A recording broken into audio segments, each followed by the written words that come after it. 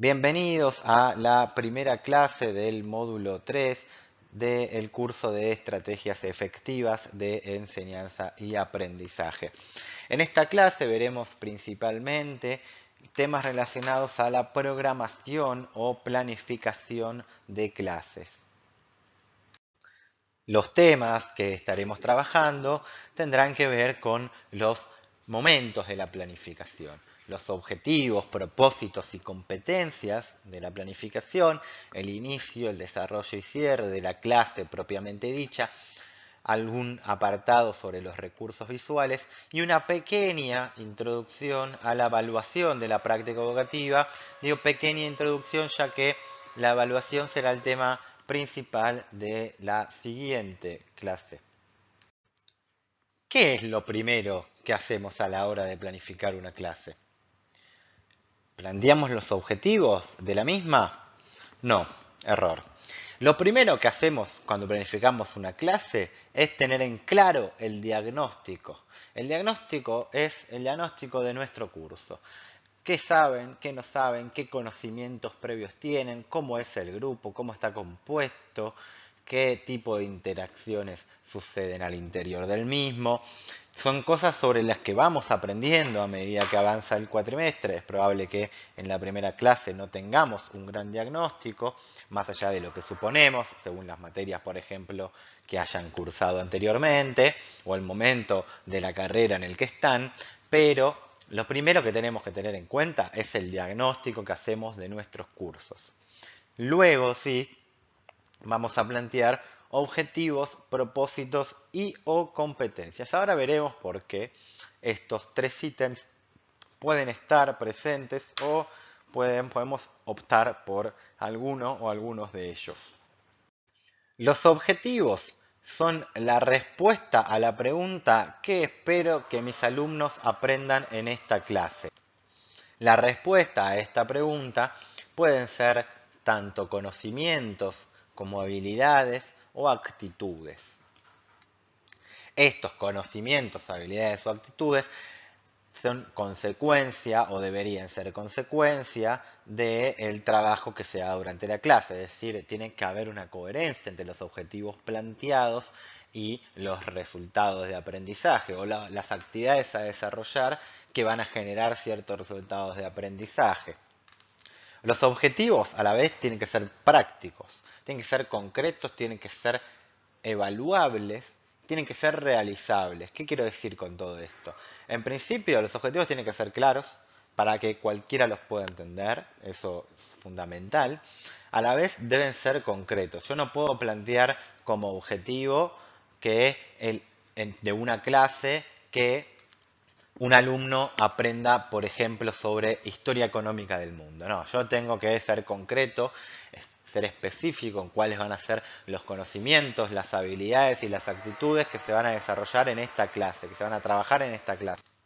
Tiene que ser evaluable, en el sentido de que cuando termina la clase, o a lo sumo en la clase siguiente, yo tengo que poder ver si esos objetivos que me planteé para esa clase se cumplieron o no. Y en el caso de que no, debería revisar por qué no se cumplieron. Los objetivos generalmente se plantean con un verbo infinitivo.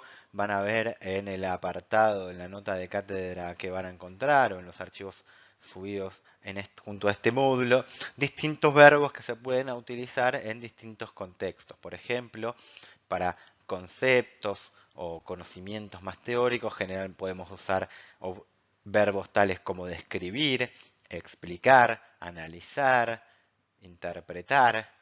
Por ejemplo, a la hora de habilidades podemos utilizar demostrar, ejecutar, experimentar o, por ejemplo, para valores, actitudes y normas podemos elegir verbos como actuar, valorar, colaborar, etc. Ahora veamos qué son los propósitos de clase. Los propósitos son las intenciones que tiene el docente para el estudiante, es decir, para que el estudiante construya su proceso. Son intenciones, una declaración de intenciones. La diferencia es que en los objetivos nosotros planteamos qué es lo que va a poder hacer el estudiante. En las intenciones, nosotros planteamos qué vamos a hacer como docentes, dando lugar a que el alumno construya de su propio rol ese conocimiento. Mientras que nosotros, al asumir las intenciones, ocupamos un lugar más de guía, más de el garante de que eso suceda de alguna manera, ¿no? Se redactan de la misma forma que los objetivos, pero bueno, como decíamos, esta es la diferencia, ¿no? El rol del estudiante y el rol del docente, fundamentalmente desde dónde se redacta un objetivo y desde dónde se redacta un propósito. Pero incluso para complejizar un poco más, tenemos además de los objetivos y propósitos, las competencias de aprendizaje. ¿Qué son las competencias? Bueno, las competencias son un conjunto de habilidades, conocimientos y actitudes que se busca desarrollar en los estudiantes, o que se busca que los estudiantes desarrollen, para decirlo correctamente. Hoy en día, este modelo por competencias es el que se está desarrollando en muchos planes de estudios en Europa o en distintos lugares del mundo. Es decir, está a la vanguardia de lo que es la educación hoy en día. Las competencias implican también un plazo más largo que el de los objetivos y los propósitos. En general se plantean objetivos o propósitos para una clase, a lo sumo para el programa de una materia, mientras que las competencias se piensan, puede ser tanto para el programa de la materia como para el desarrollo incluso de toda una carrera, es decir, las competencias profesionales que va a tener el egresado de la carrera tal o cual. Y se piensa luego de qué forma cada materia colabora con el desarrollo de una de esas competencias del plan de estudios y también podríamos pensar, ¿por qué no?, de qué forma cada clase colabora al desarrollo de las competencias. Pero, sin duda, son, de cierto modo, más macro que los objetivos y los propósitos. Hoy en día es bastante normal escuchar hablar de competencias. Eh, el origen del término competencias viene del mercado laboral, pero fue rápidamente absorbido por el ámbito educativo y resuena mucho lo que son hoy en día las competencias para el siglo XXI, que tienen que ver con muchas cosas que veíamos en el módulo anterior. Así como se demanda de parte de los estudiantes que puedan seguir aprendiendo durante toda la vida, podemos hablar de eso como una competencia. ¿Y qué otras competencias se demandan hoy en el mercado laboral? Bueno, estas competencias tienen que ver, por ejemplo, con el trabajo en equipo, pueden tener que ver con la comunicación, pueden tener que ver con la empatía, que son diferentes competencias que muchas veces están un poco olvidadas cuando planteamos objetivos o propósitos. Muchas veces no les damos la importancia necesaria y no les damos el lugar central que deberían, ya que son buena parte de las demandas del mercado laboral. Hoy en día se demanda un profesional que pueda trabajar con otros profesionales, que pueda potenciarse con otros profesionales. Se busca un profesional que pueda comunicar de forma clara sus ideas. Y en definitiva, otro gran conjunto de competencias blandas que hoy en día son centrales y que deben ser incorporadas dentro de nuestras estrategias de enseñanza a nivel universitario. Una vez que hemos definido en primer lugar el diagnóstico de nuestro grupo y posteriormente los objetivos, propósitos y o competencias que vamos a desarrollar en esta clase, llega el momento del desarrollo de la clase propiamente dicho, es decir, qué estrategias, qué metodologías de enseñanza vamos a aplicar durante esta clase. Y toda clase tiene que tener un inicio. En la guía verán distintos recursos o posibilidades que pueden implementar en el inicio de las clases, pero lo fundamental es que el inicio contenga y se apoye en estos 4 pilares. Uno, la recuperación de saberes previos. ya sea de saberes de la secundaria, de saberes que vieron en materias de hace 2 años o de la clase anterior. Es importante siempre contextualizar y establecer un punto de partida desde el cual se va a desarrollar la clase. Es decir, esto sirve para ¿qué? Para conectar con esos saberes previos y de esa forma poder generar un aprendizaje significativo, como veníamos viendo anteriormente. Es importante en este momento captar la atención de los estudiantes. Esto puede ser a través de una pregunta disparadora, que pueda ser creativa, que pueda generar un debate, o a través de la presentación de alguna manera de los temas de esta clase en relación, por ejemplo, a la relevancia que tienen en el desarrollo profesional. Entonces, por ejemplo, si vamos a trabajar en una clase acerca de, por ejemplo, un cierto contenido económico, poder explicarle a los alumnos para qué les va a servir saber sobre eso. Porque muchas veces asumimos que el alumno sabe para qué le va a servir eso en un futuro y quizás piensa, ¿por qué vamos a ver esto? ¿Para qué me sirve esto? Y está bueno poder explicitar en ese sentido esta utilidad de lo que van a trabajar. El tiempo estipulado del inicio es de 10 a 15 minutos. A veces puede ser más largo porque podemos implementar una actividad que nos lleve más tiempo, pero considerando el tiempo necesario para recuperar estos saberes y demás, es un tiempo aceptable. Y lo que es importante sostener durante el inicio es la intervención proactiva de los estudiantes, es decir, la participación activa, donde ellos puedan ir repasando en conjunto qué es lo que saben del tema, qué es lo que les interesa de este tema y demás. Luego llega el momento del desarrollo de la clase, es decir, en ese momento donde se van a trabajar los nuevos conocimientos que se desarrollarán en esta clase. Es importante entonces acá aplicar técnicas, estrategias y metodologías de enseñanza variadas. Como dijimos, cada tipo de aprendizaje requiere diferentes formas o estrategias de enseñanza. Por lo tanto, debemos contar con un repertorio amplio de estas estrategias para implementar durante nuestras clases. Podemos ser innovadores con metodologías, pero cuando aplicamos la misma metodología 20 veces en el cuatrimestre, es probable que al final deje de ser innovadora. Por lo tanto, si queremos innovar, tenemos que implementar una gran gama de estrategias y metodologías.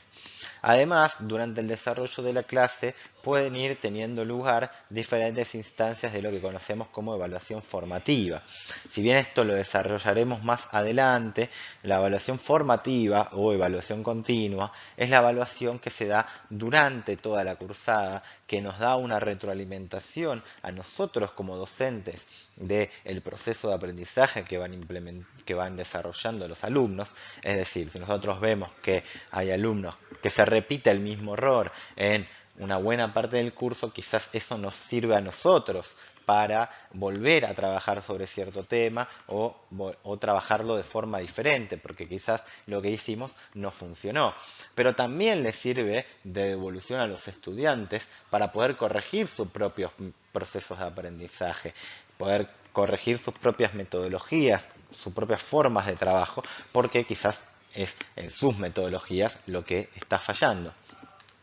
El desarrollo de la clase debe ser dinámico, debe favorecer la participación de los estudiantes en el proceso de aprendizaje y se debe priorizar el aprendizaje por parte de los alumnos y no la transmisión por parte del docente. Generalmente ordenamos la clase en torno a lo que el docente va a hacer. En cambio, la clase debería ser pensada en torno a lo que los estudiantes van a realizar en la clase. Y por último, llegamos a lo que es el cierre de la clase. El cierre de la clase es, obviamente, ese espacio que dejamos al final de la misma para repasar y sintetizar los contenidos trabajados. Este momento de la clase es fundamental ya que nos sirve como decíamos, para sintetizar, pero también para consolidar algunos de los conocimientos trabajados en clase.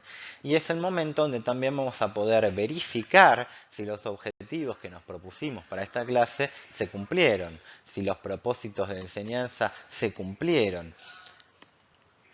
Hay diferentes recursos que se pueden utilizar a la hora de hacer un cierre. Podemos trabajar con cuadros sinópticos, podemos utilizar una breve exposición oral, podemos usar mapas mentales, diagramas o también, ¿por qué no?, una pequeña evaluación, pero no una evaluación para calificar a los estudiantes, sino una evaluación, como decíamos antes, formativa, una evaluación diagnóstica, una evaluación que nos permita entender y nos permita tener un feedback de los estudiantes y poder también darles un feedback a los estudiantes. La sistematización de los contenidos trabajados es fundamental para lograr un aprendizaje significativo. Cuando el estudiante puede volver sobre esos contenidos y esos conocimientos y relacionarlos entre sí, sintetizarlos brevemente, es donde se da ese aprendizaje significativo también. Por lo tanto, es muy importante que dejemos siempre ese espacio al final de la clase para hacer una síntesis. Incluso si no llegamos a terminar los contenidos que teníamos pensado trabajar en una clase, si no pudimos en las 4 horas desarrollar todo lo que queríamos desarrollar, bueno, entonces igualmente terminemos antes, dejemos esos 15-20 minutos que son claves para el proceso de aprendizaje.